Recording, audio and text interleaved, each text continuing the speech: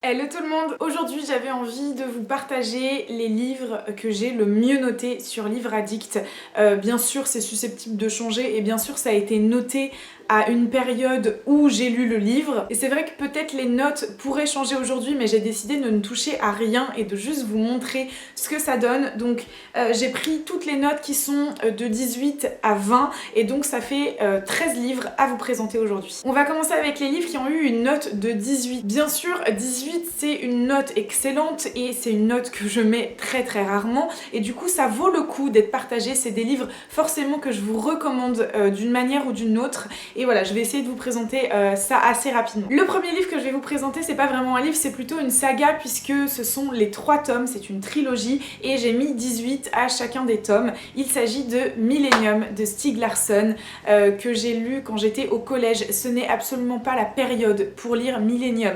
Si vous êtes au collège, ne lisez pas Millennium. C'est violent, c'est cru, c'est pas adapté à des adolescents. Donc voilà, si vous voulez lire Millennium, ayez au moins 18 ans et sachez qu'il y a des scènes très violentes et très crues dans cette trilogie. Voilà, je préfère prévenir. En tout cas, j'ai adoré cette saga et c'est notamment grâce à l'héroïne, au personnage, enfin un des personnages principaux qui est Lisbeth Salander, qui est une de mes héroïnes préférées que j'aime d'amour et qui est géniale. Voilà, je ne saurais pas quoi dire de plus, donc rien que pour elle, il faut lire la saga Millennium. Alors oui, les tomes sont assez conséquents, mais une fois que vous êtes lancé, c'est vrai qu'il y a quand même quelques pages de longueur où on comprend pas trop ce qui se passe ou ce qui se dit. Moi j'ai été un petit peu déçue par la fin du tome 1 mais ça m'a pas empêché de lire la suite parce que voilà, j'ai adoré. Dans le genre saga qui n'étonnera personne, nous retrouvons 2 tomes de la saga Harry Potter de J.K. Rowling,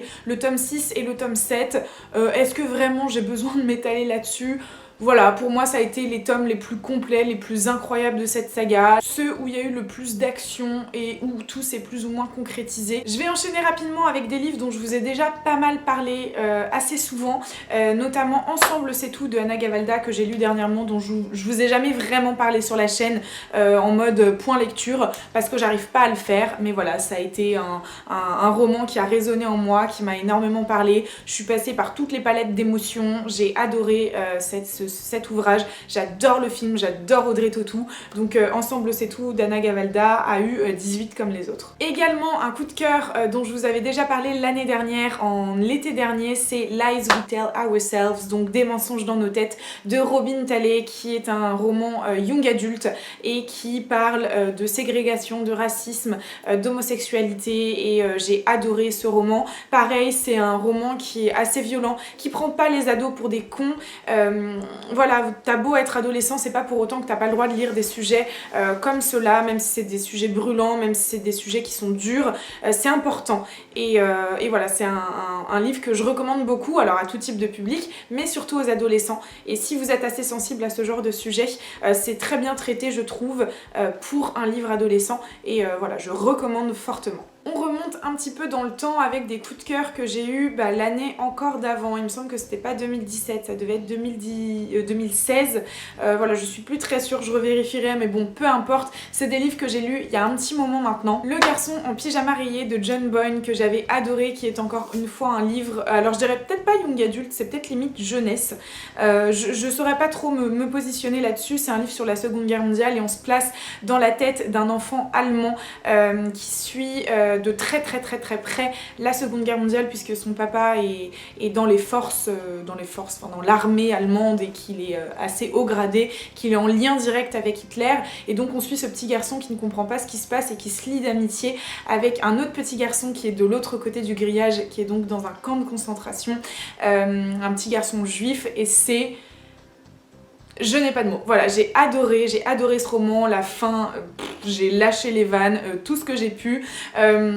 Ça reste quand même assez superficiel au niveau de la Seconde Guerre mondiale. Disons que moi je pense que ça traite plus le sujet de la jeunesse, de l'enfance, de la naïveté, de l'innocence qui est bafouée et qui est malheureusement mise à mal puisque ce petit garçon, personne veut vraiment lui expliquer ce qui se passe et il comprend pas ce qui se passe. Voilà, enfin bref, c'est un livre génial que j'ai adoré et j'aimerais bien voir le film, ça fait un moment que j'aimerais le voir, qui est sur Netflix, voilà pour information, mais que je regarderai je je pense, dans les mois à venir. Un classique avec Le dernier jour d'un condamné de Victor Hugo que j'avais adoré, je vous en avais parlé et aussi sur la chaîne. Je vais essayer de vous retrouver tous les points lecture de ces vidéos et vous les mettre en barre d'informations. Ça va être long et chiant, mais je vais le faire parce que voilà, ça vous permettra d'en savoir un petit peu plus sur mon avis. Le dernier jour d'un condamné, j'ai adoré la plume de Victor Hugo, cette capacité à embellir et à faire beau, enfin rendre beau quelque chose d'aussi terrible que la peine de mort. Et on suit ce prisonnier, on sait pas ce qu'il a fait, et en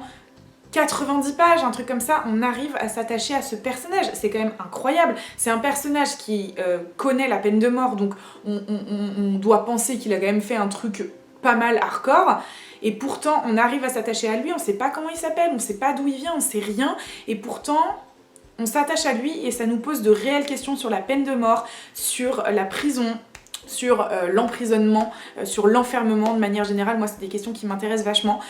Donc voilà, j'ai adoré ce livre et en quelques pages, Victor Hugo, il te pond un truc, mais... Oh, chapeau, voilà, chapeau bas. Bon, on continue dans les trucs un peu vénères, hein, puisque de toute façon, pratiquement tous les 18 sur 20 sont des trucs un peu hardcore, avec Je me suis tue de Mathieu Ménegaud, que j'avais adoré. D'ailleurs, j'ai très envie de découvrir un petit peu plus cet auteur, qui est l'histoire d'une femme qui se retrouve en prison. Voilà, ça donne pas trop envie, mais c'est, encore une fois, ça pose des questions sur l'enfermement, sur la justice et autres, notamment des thématiques un peu vénères aussi sur les femmes. Mais j'ai adoré ce roman. Ça a été très difficile comme lecture, mais je la recommande quand même pour le coup. Il faut savoir dans quoi on se lance, mais une fois qu'on est lancé, on s'accroche et c'est pas facile, mais c'est un beau message. Je vais vous présenter maintenant deux livres qui me tiennent énormément à cœur. Alors ça me fait un peu chier en fait qu'ils se retrouvent dans cette vidéo, tout simplement parce que j'ai très envie de vous en parler. Ça fait des mois, en fait depuis que j'ai créé ma chaîne, c'est des livres dont j'ai envie de vous parler, mais je prends le temps de le faire. En fait j'aimerais bien les relire, limite pour en faire une vidéo entière, parce que c'est des livres qui... ça fait partie des livres qui ont marqué ma vie à jamais.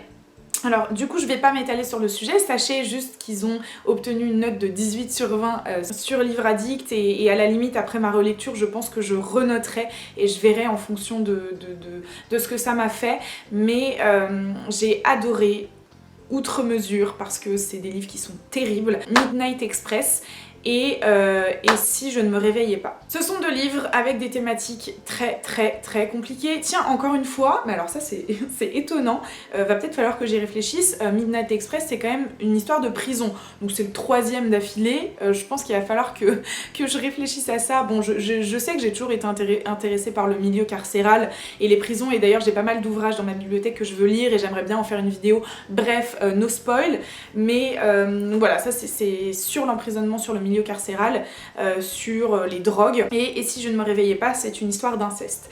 Voilà, je ne m'étalerai pas sur le sujet, j'ai très envie de vous en reparler un jour, pas maintenant parce que je suis pas prête à le faire, mais c'est des livres qui ont complètement marqué ma vie de lectrice et ma vie tout court. Et enfin le dernier 18 sur 20, c'est encore une fois un classique dont je vous ai déjà plus ou moins parlé. Il s'agit de Au bonheur des dames d'Émile Zola, qui est un des classiques qui m'a le plus marqué de mes lectures obligatoires au collège ou au lycée, je sais plus quand je l'ai lu, ça devait être au collège. J'ai adoré, voilà, tout simplement, et c'est le livre forcément qui m'a donné envie de découvrir Zola un petit peu plus, de lire tous les Rougon-Macquart. Donc je suis en bonne voie puisque j'ai 3 livres de Zola dans ma pile à lire, mais ça ne saurait tarder. 2 livres ont obtenu la note de 19 sur 20, alors je suis plus très sûre pour l'un des deux que cette note soit méritée, mais comme je vous ai dit, j'ai décidé de ne rien toucher, de vous parler de ces livres tels quels. Donc le premier à avoir 19 sur 20, ça n'étonnera personne, c'est Only Ever Yours de Louise O'Neill. Est-ce que je vais vous parler une 6e, une 7e, une 10e fois de ce livre? Je ne pense pas. C'est une dystopie féministe young adulte. Waouh, incroyable, voilà, Louise O'Neill, enfin je pense que ça va devenir ma reine, ma princesse, mon tout, mon sang, ma vie, parce que cette autrice est incroyable et fait des choses incroyables, et Only Ever Yours est incroyable et a eu 19 sur 20. Voilà, je peux pas vous expliquer ça autrement. Et le deuxième, pour lequel je doute un petit peu de la note que j'ai donnée, c'est Une place à prendre de J.K. Rowling.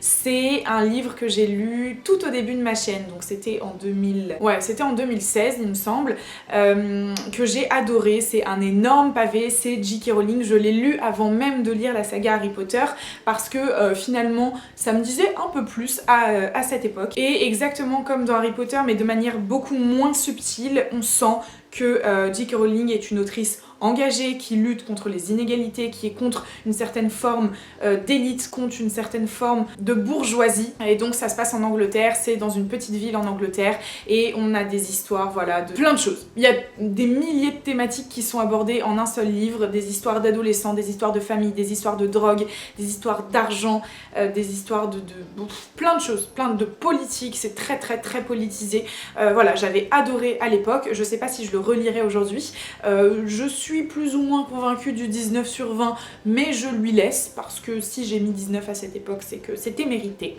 Voilà, donc je vous le conseille si vous aimez bien les histoires un petit peu de politique. Et la plume de J.K. Rowling qui est très piquante, et l'humour sarcastique, moi j'adore ça, donc forcément j'avais adoré Une place à prendre. Et enfin, il n'y a qu'un seul livre qui a remporté le 20 sur 20. Ça va encore une fois surprendre personne, j'ai l'impression d'en parler tout le temps aussi. Il s'agit du Petit Prince de Saint-Exupéry parce que c'est un livre éternel. C'est un livre que je pourrais lire jour après jour en l'appréhendant et en le vivant d'une manière différente. Ça a été un superbe coup de cœur, ça a été un des seuls coups de cœur de mon année 2016. Je vous mettrai tout ça en barre d'infos si vous voulez en savoir plus.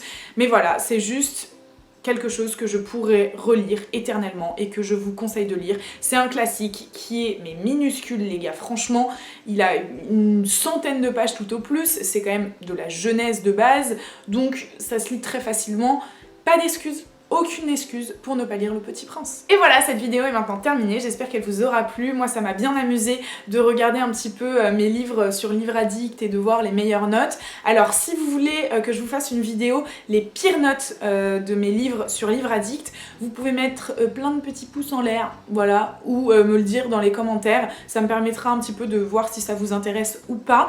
Et puis si ça vous intéresse pas, et bien écoutez, je ne le ferai pas, tant pis pour vous. Merci d'avoir regardé cette vidéo, je vous fais de gros bisous et comme d'habitude, je vous souhaite de merveilleuses lectures. Ciao!